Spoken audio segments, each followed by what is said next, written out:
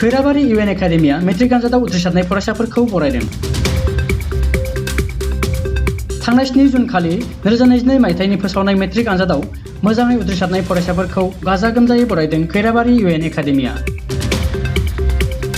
खैराबारि इउएन एकाडेमिनि फरायसालिनि नयंआव खैराबारि दखरा एबसुनि आफादगिरि हेम कुमार बसुमतारीनि आफाद सामलायनायाव खुंनाय बराय मेलाव गाहाय आलासि महरै बाहागो लायो टंला जौमा फरायसालिनि लोगो बिबुंगिरि रुपम बर'आ। बिथाङा गावनि बिबुंथियाव बिदिन्थि महरै रायथिनानै बुङो दि मोनसे लामा हान्थिनानै तिनिआलि एबा सारिआलि मोनहैब्ला गावनि थांनो गोनां लामाखौ आन्दायोब्ला जेरैबादि गुबुननियाव थि लामाखौ थं लानो गोनां जायो, बिदिनो फरायसाफोराबो मिथिनो मोनै आरो बुजि मोनै खोथाफोरखौ गेदेमा सुबुंफोरनिफ्राय सोंना लानो नांगौ होननानै फोरमायो।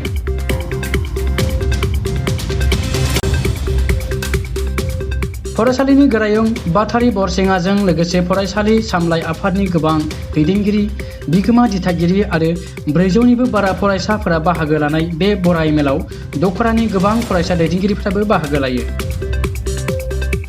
मख'जायोदि देग्लायनि 2022 मायथाइनि मेट्रिक आनजादाव बे खैराबारि इउएन एकाडेमि फरायसालिनिफ्राय गासै 81 सा फरायसाया आनजादाव जिरायदोंमोन। बेनिनो सा 80 फरायसाया उथ्रिसारना मुं गोजों खालामो। गासै सा 6आ डिस्टिंसन, सा 12आ स्टार मार्क, सेथि थाखोआव सा 22, नैथि थाखोआव सा 30 आरो थाम थाखोआव सा 6आ उथ्रिसारनो हादोंमोन। दिनै डिस्टिंसन लानानै उथ्रिसारनाय फरायसाफोरखौ गांफायै आर'नाइ, बिजाबनि थफ्ला आरो बोसोरसेनि दान बान्था रां अनसुंथाइ बावहरो फरायसालि खुंथाइ आफादनिफ्राय। मख'जायोदि बे फरायसालिनि मनदीप बर'आ गासै 97% बिबां लानानै उदालगुरि जिल्लानि मादावनो बांसिन नम्बर लानानै उथ्रिसारदों।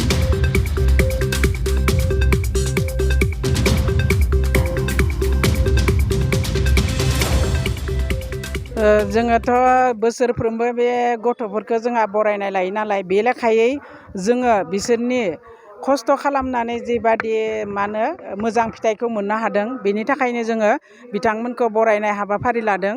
मानो होनब्ला बरायनाया मोनसे गावनि गोसोखौहा जौगाहोनायजों लोगोसे गावनि जि गोजौ थाखोआव गाखोनानै गावनि लाइफखौ दानो हायो, बिनि थुलुंगा हिसाबै जोङो बे बरायनाय हाबाफारिखौ लायो बोसोरफ्रोमबो। दा देग्लायबो दिनै जोङो बे बरायनाय हाबाफारिखौ लानाय जादों। देग्लाय नोंथांमोननि बे खैराबारि इउएन एकाडेमियाव साबेसे गथ'फ्रा बे मेट्रिक आनजादाव जिरायदों?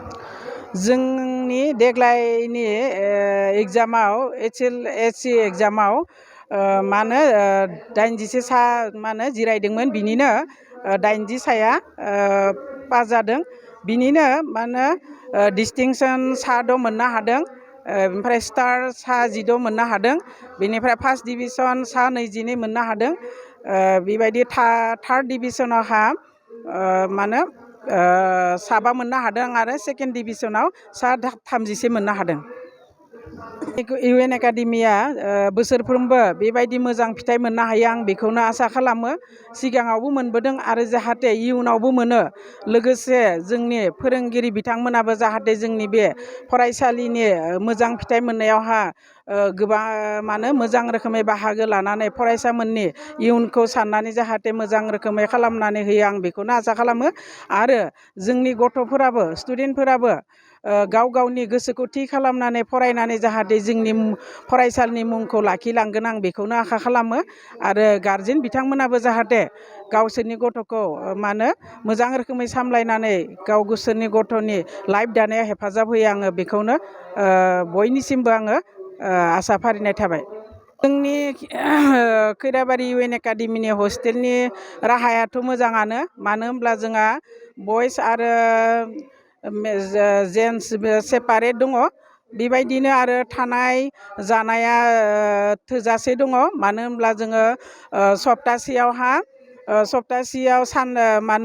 दाउदै, बिनिफ्राय बेदर आरो ना बेबायदि होयो। आरो दुगैनाय हौवासा हिन्जावसाफोरनि सेपारेट बेबायदि गोजोननाय मोन्दों, नङा होमबा? गासिबो मिथिखायो। ओमफ्राय आं बाहाय एसे बुरजा नाम्बार मोननायबा आं गावखौ एसे गोजोन बावनाय होनना सानगौमोन। ओमफ्राय आं अल आसाम टप रेंकआव थानो हादिया, बेनिखायनो एसे दुखु दं।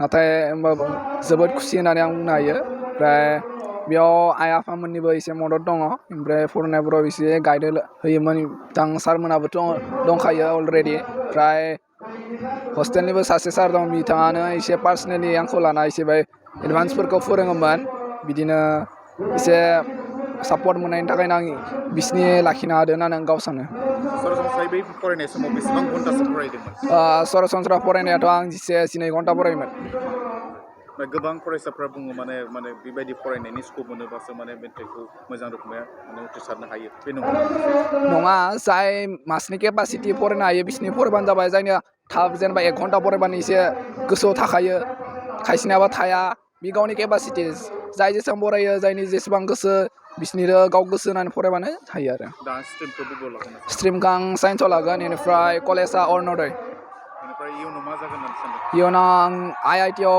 एमटेक खालामगोन